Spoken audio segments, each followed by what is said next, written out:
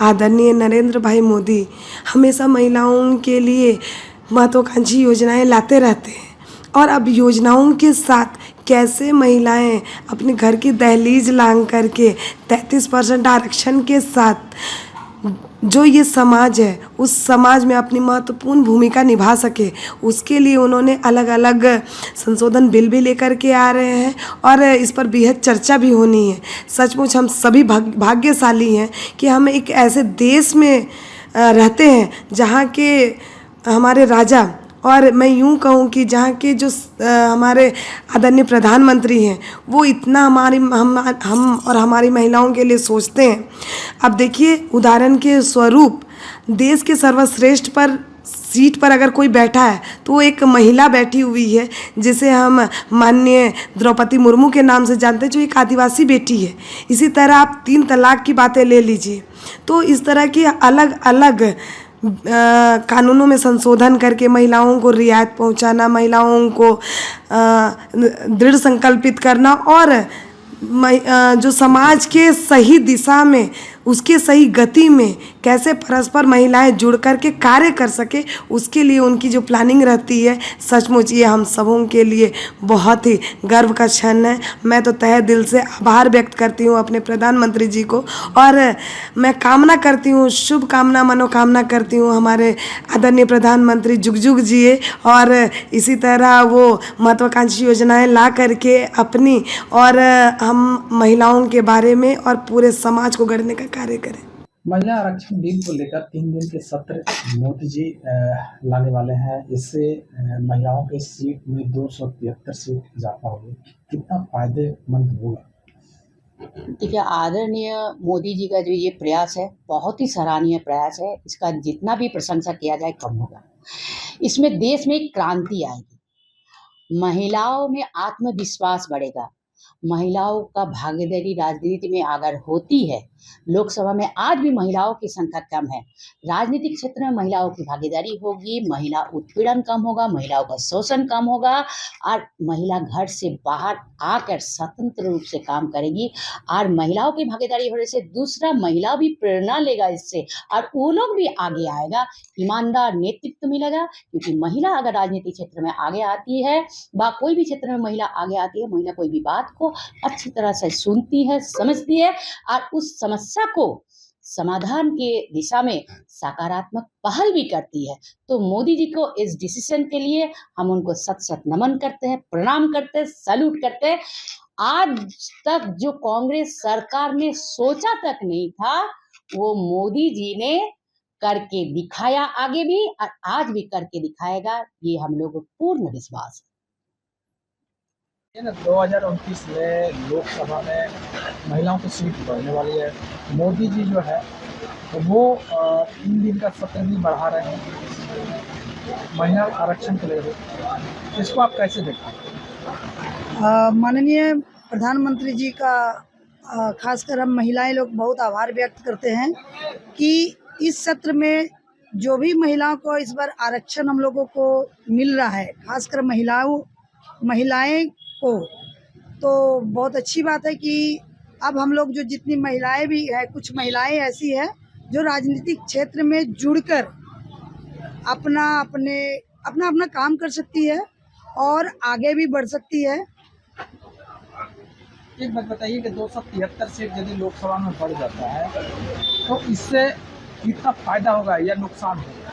नहीं, फायदा तो होगा, क्योंकि बहुत सारी महिलाएं जो हैं वो घर में रहती है और ये जो बिल जो पास होगा, इससे बहुत सारी महिलाएं आगे बढ़ चढ़ के हिस्सा भी लेगी, ताकि महिलाएं को लगेगा कि हम एक सशक्त नारी हैं। तो 73 सीट जो हम लोगों का जो बढ़ रहा है, निश्चित रूप से महिलाएं के लिए बहुत ही अच्छा साबित होगा भविष्य में, क्योंकि इससे महिलाएं बहुत सारी जागरूक होगी, आगे बढ़ेंगी।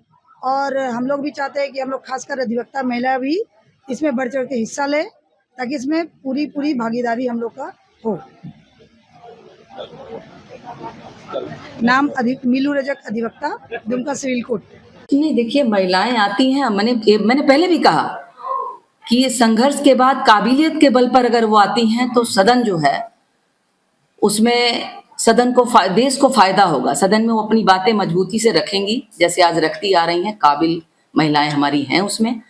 तो सदन में अपनी बात को बहुत मजबूती से रखेंगी, विषयों को जानेंगी, तो निश्चित रूप से देश आगे बढ़ेगा, सदन मजबूत होगा।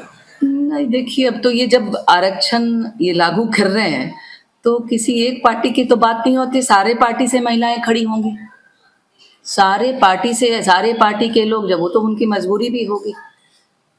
ये जरूरी नहीं है कि सारे उन्हीं की पार्टी से चुन के आ जाएं या कांग्रेस से आ जाएं या जेएमएम के आ जाएं या आरजेडी के, ऐसा कुछ तो नहीं, या जेडीयू के आ जाए। सारी पार्टी 33% महिलाओं को आरक्षित श्रेणी में उनको खड़ा करेंगी, चुनाव लड़ाएंगी।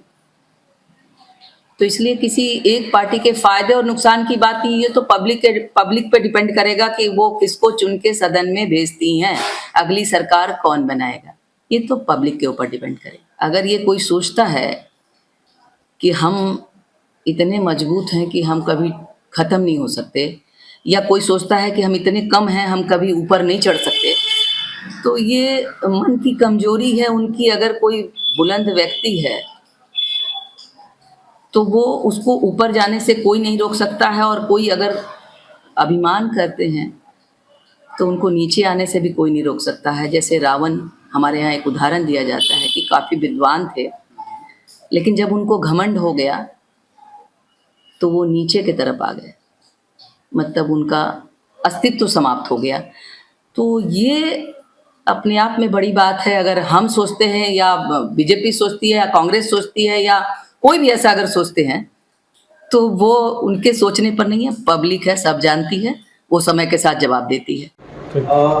मैडम, अभी महिला आरक्षण बिल प्रधानमंत्री मोदी के द्वारा अभी पारित किया गया है और 2029 का चुनाव को लेकर के ये आरक्षण बिल को पास किया जा रहा है, इस पर आप क्या कहना चाहेंगे? जी, हम सबसे पहले तो मोदी जी के इस फैसले का स्वागत करते हैं, और केवल मैं ही नहीं बल्कि कश्मीर से कन्याकुमारी तक जितनी महिलाएं हैं हम सभी इस बिल का स्वागत करते हैं, क्योंकि हम लोगों को एक बहुत बड़ी ताकत दी जाएगी कि पार्लियामेंट में बैठकर हम भी अपने समस्याओं को बोलें और इस पे कोई विधेयक बने और जो भी कानून बनता है उसमें हमारी भी भागीदारी हो, इसलिए हम स्वागत करते हैं इसका।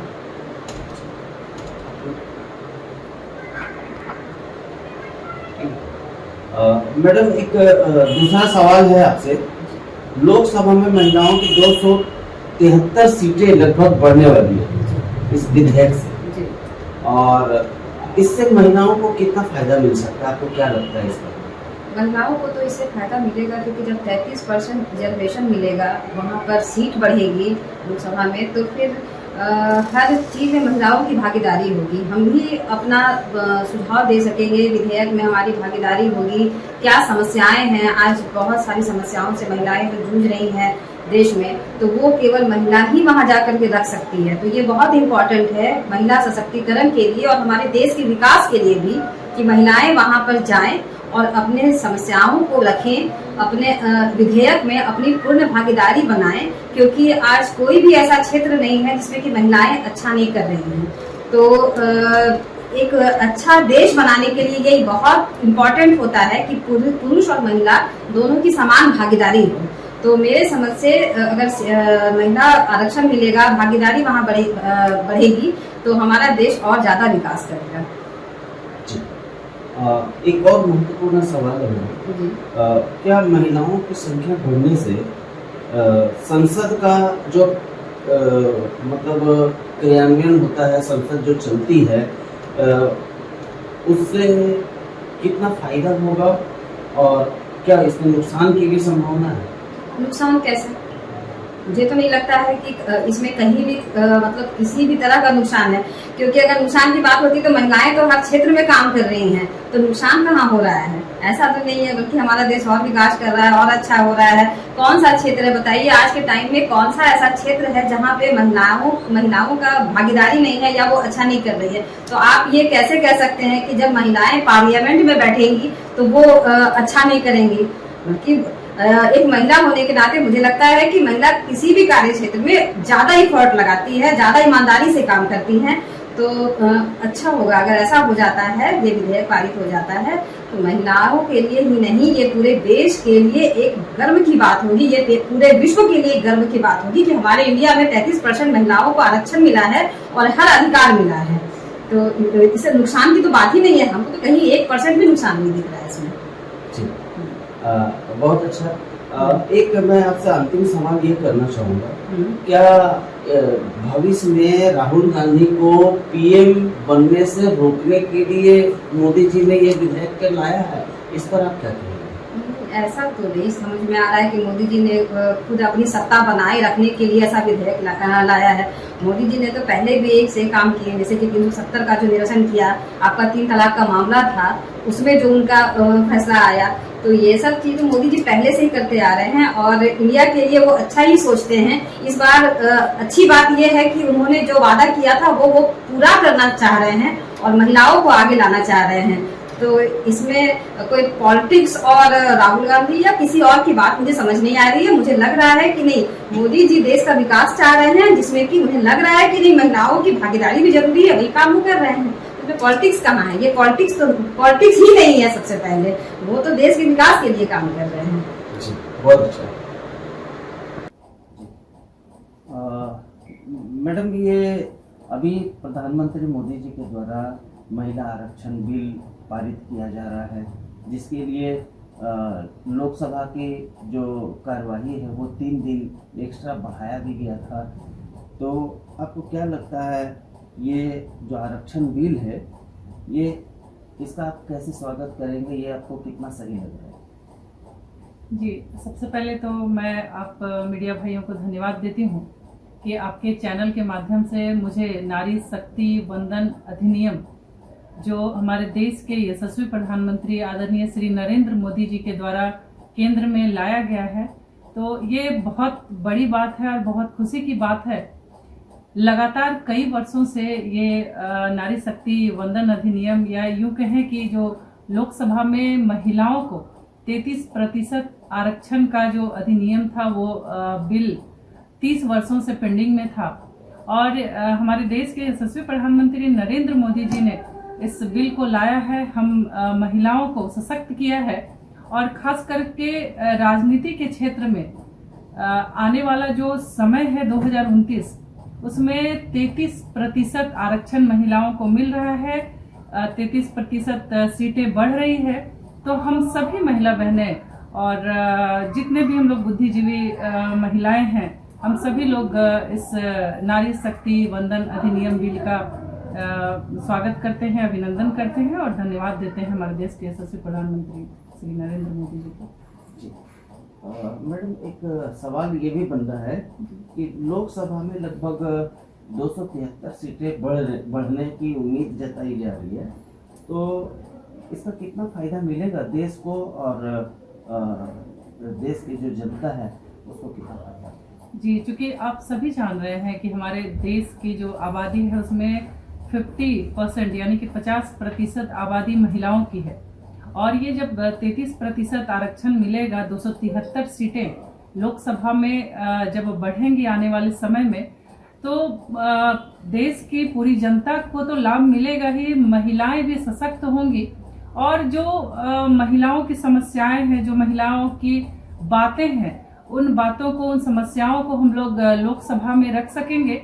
तो ये तो बहुत फायदेमंद है। और एक जो लोग पहले जुमला बोलते थे कि नहीं, सिर्फ एक कहावत था कि महिलाएं भी पुरुष के बराबर है, लेकिन वाकई में अगर किसी सरकार ने इस बात को सच करके दिखाया है तो हमारे केंद्र की जो मोदी सरकार है उन्होंने करके दिखाया है कि 273 सीटें, पहले 543 थी और अभी 273 सीटें बढ़ रही है, तो 816 सीटें हो जाएगी। इससे हम महिलाएं सशक्त होंगी, समृद्ध होंगी और देश को एक नई दिशा, एक नई गति मिलेगी।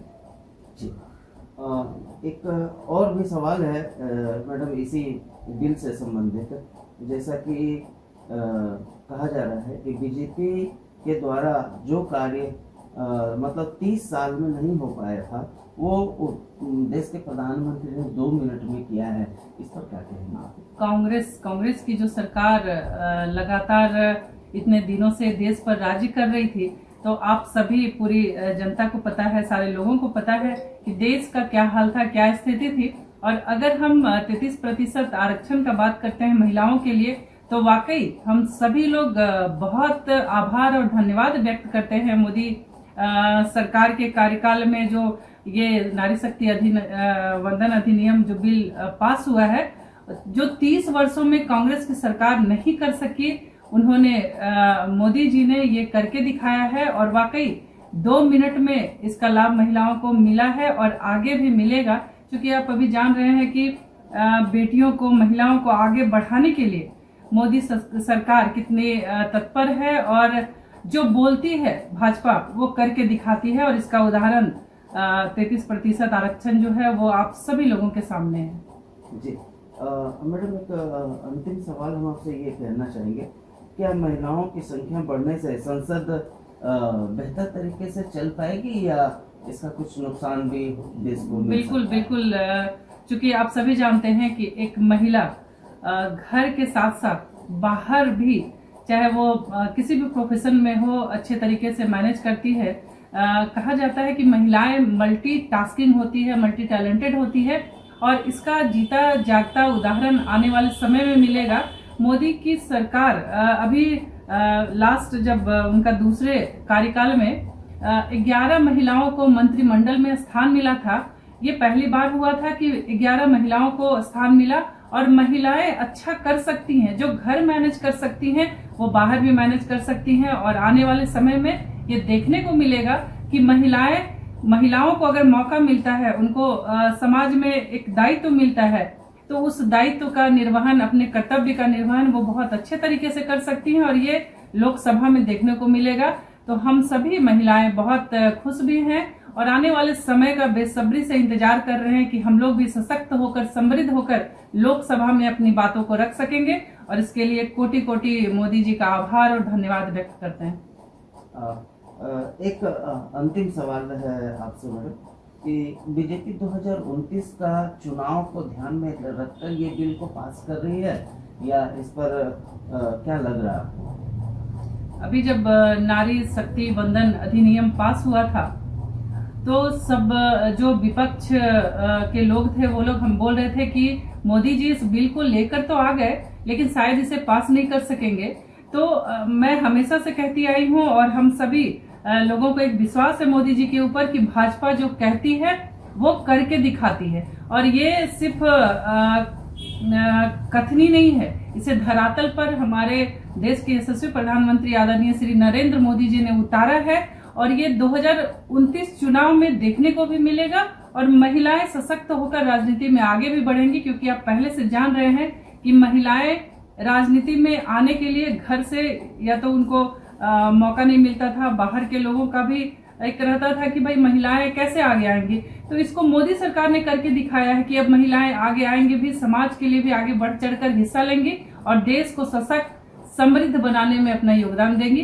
तो हम सभी लोग इस बिल का स्वागत करते हैं और आने वाले समय का इंतजार है कि हम लोग भी आगे बढ़कर देश की समृद्धि में और देश को सशक्त करने में, देश को विकसित भारत बनाने में और विश्व गुरु की ओर अग्रसर करने में हम लोगों का भी एक महत्वपूर्ण योगदान रहेगा।